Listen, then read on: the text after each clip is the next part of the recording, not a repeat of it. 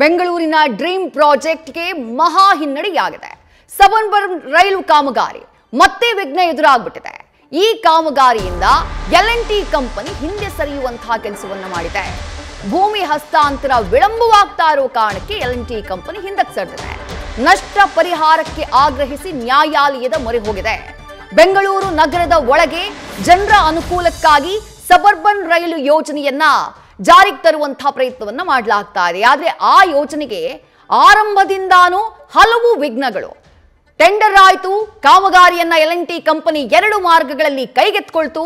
ಆದ್ರೆ ಭೂಮಿಯನ್ನ ವಶಕ್ಕೆ ಪಡೆಯುವಂತಹ ಕೆಲಸ, ಭೂಮಿಯನ್ನ ಸ್ವಾಧೀನ ಮಾಡಿಕೊಳ್ಳುವಂತಹ ಕೆಲಸ ಕಾಮಗಾರಿಗಾಗಿ ಅದು ತಡ ಆಗ್ತಾ ಇದೆ, ಅದು ವಿಳಂಬ ಆಗ್ತಾ ಇದೆ. ಆ ಕಾರಣಕ್ಕಾಗಿ ಈ ಪ್ರಾಜೆಕ್ಟ್ ನಿಂದ ಹಿಂದೆ ಸರಿಯುವಂತಹ ಕೆಲಸವನ್ನ L&T ಕಂಪನಿ ಮಾಡಿದೆ.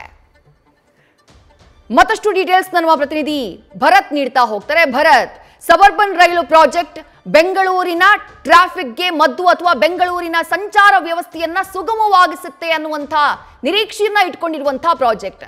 ಆದ್ರೆ ಯಾಕೋ ಟೇಕ್ ಆಫ್ ಆಗುವಂತಹ ರೀತಿನೇ ಕಾಣಿಸ್ತಿಲ್ವಲ್ಲ ಅಂತ ಹೇಳಿ. ಹೌದು ವಿದ್ಯಾ, ಅಂದ್ರೆ ಬೆಂಗಳೂರು ಟ್ರಾಫಿಕ್ಗೆ ಒಂದು ರೀತಿಯಾಗಿ ಪರಿಹಾರ ಅಂತ ನೋಡೋದಾದ್ರೆ ಸಬರ್ಬನ್ ರೈಲ್ ಪ್ರಾಜೆಕ್ಟ್ ತುಂಬಾನೇ ಹೆಲ್ಪ್ ಆಗುತ್ತೆ. ಸೊ ಬೆಂಗಳೂರಿನ ಹೊರವಲಯದಿಂದ ನಗರದೊಳಗಡೆ ಸಂಚಾರ ಮಾಡುವಂತ ಎಲ್ಲಾ ಜನರಿಗೂ ಕೂಡ 4 ಕಾರಿಡಾರ್, ಅಂದ್ರೆ ಬೆಂಗಳೂರಿನ ಸುತ್ತುವರಿದ 4 ಕಾರಿಡಾರ್ಗಳು ಕೂಡ ಈ ಪ್ರಾಜೆಕ್ಟ್ ನ ತಗೊಂಡ್ಬರ್ಬೇಕು ಅಂತ ಈಗೊಂದು ಡ್ರೀಮ್ ಪ್ರಾಜೆಕ್ಟೇ ಆಗಿತ್ತು. ಸೊ ಹಾಗಾಗಿ 2022ರಲ್ಲಿ ನರೇಂದ್ರ ಮೋದಿ ಅವರು ಬಂದು ಖುದ್ದು ಶಂಕುಸ್ಥಾಪನೆ ಮಾಡಿ ಚಾಲನೆ ಕೊಡ್ತಾರೆ. 40 ತಿಂಗಳ ಕಾಲ ಡೆಡ್ ಲೈನ್ ಅನ್ನು ಕೂಡ ಕೊಡ್ತಾರೆ. ಅಂದ್ರೆ 40 ತಿಂಗಳೊಳಗಡೆ ಈ ಪ್ರಾಜೆಕ್ಟ್ ನ ನೀವು ಸಾರ್ವಜನಿಕ ಸಂಚಾರಕ್ಕೆ ವ್ಯವಸ್ಥೆ ಮಾಡಿಕೊಡಿ ಅಂತೇಳಿ ಸೂಚನೆ ಮಾಡಿ ಹೋಗ್ತಾರೆ. ಅದಾದ ನಂತರ ಒಂದಿಷ್ಟು ಸಿವಿಲ್ ಕಾಮಗಾರಿ ಆರಂಭ ಆಗೋದಕ್ಕೆಲ್ಲ ವಿಳಂಬ ಆಗುತ್ತೆ. ಅದಾದ ನಂತರ L&T ಕಂಪನಿಯವರಿಗೆ ಟೆಂಡರ್ ಕೂಡ ಸಿಗುತ್ತೆ. ಆದ್ರೆ ಎಲ್ಲೋ ಒಂದ್ ಕಡೆ ಈ ಪ್ರಾಜೆಕ್ಟ್ಗೆ ಅವರಿಗೆ ಅಗತ್ಯ ಇರುವಂತಹ ಭೂಮಿಯನ್ನ ಕೊಡೋದ್ರಲ್ಲಿ ಕೆ-ರೈಡ್ ಸಂಸ್ಥೆ, ಅಂದ್ರೆ ಏನೀಗ ಈ ಪ್ರಾಜೆಕ್ಟ್ ನ ಪ್ರತಿನಿಧಿಯಾಗಿ ತಗೊಂಡಿರುವಂತಹ ಕೆ-ರೈಡ್ ಸಂಸ್ಥೆ ಜೊತೆಗೆ ರಾಜ್ಯ ಸರ್ಕಾರ ಕೂಡ ಇದರಲ್ಲಿ ಭಾಗಿಯಾಗಿರುತ್ತೆ. ಸೊ ಹಾಗಾಗಿ ಈ 2 ಸಂಸ್ಥೆಗಳಿಂದ ಅಗತ್ಯವಾದ ಭೂಮಿಯನ್ನ, ಅಂದ್ರೆ ಈ ಪ್ರಾಜೆಕ್ಟ್ಗೆ ಬೇಕಾಗಿರುವಂತಹ ಭೂಸ್ವಾಧೀನ ಮಾಡಿ ಅವರಿಗೆ ಹಸ್ತಾಂತರ ಮಾಡಬೇಕಾಗಿರುವಂತಹ ಕರ್ತವ್ಯ ಕೆ-ರೈಡ್ ಜೊತೆಗೆ ರಾಜ್ಯ ಸರ್ಕಾರಕ್ಕೆ ಇರುತ್ತೆ. ಈ 2 ಸಂಸ್ಥೆಗಳು ಏನೋ ಈ L&T ಕಂಪನಿಗೆ ಅಗತ್ಯವಾದ ಭೂಮಿಯನ್ನ ಕೊಡೋದ್ರಲ್ಲಿ ಎಲ್ಲೋ ಒಂದ್ ಕಡೆ ವಿಳಂಬ ಧೋರಣೆನ ಅನುಸರಿಸ್ತಾ ಇದ್ದಾರೆ. ಇದರಿಂದ ಅವರು ಹ್ಯೂಜ್ ಇನ್ವೆಸ್ಟ್ಮೆಂಟ್ ಮಾಡಿದ್ದಾರೆ. ಅಂದ್ರೆ ಅಂದಾಜು 2,000 ಕೋಟಿ ರೂಪಾಯಿನ ಈ ಪ್ರಾಜೆಕ್ಟ್ ನಲ್ಲಿ, ಅಂದ್ರೆ 2 ಕಾರಿಡಾರ್ಗಳನ್ನ ಅವರು ತಗೊಂಡಿದ್ದಾರೆ.